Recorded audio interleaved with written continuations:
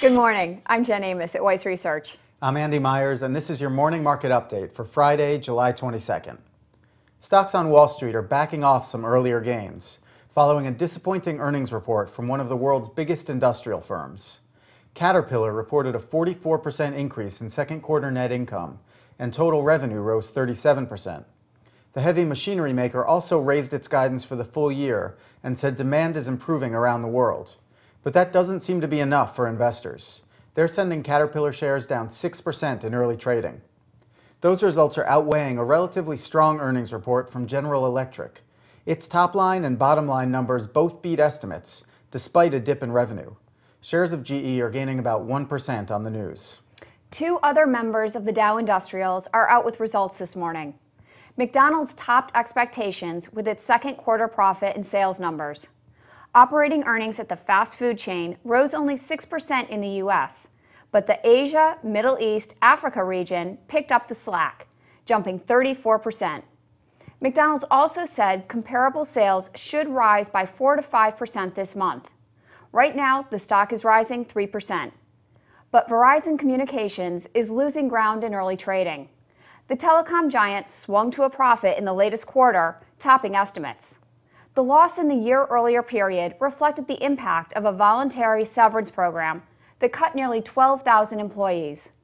Verizon also elevated Lowell McAdam, its chief operating officer, to CEO, replacing Ivan Seidenberg. Investors are also reacting to earnings from a fifth Dow component. After yesterday's closing bell, Microsoft reported a 30% increase in quarterly profit, and revenue grew by 8%. But sales of its Windows operating system software declined, and Microsoft shares are dropping 1.5%. Traders seem to be focusing more on the corporate earnings than on the latest news out of Washington. Both the New York Times and the Wall Street Journal reported that President Obama and House Speaker John Boehner are getting closer to a deal to raise the debt ceiling.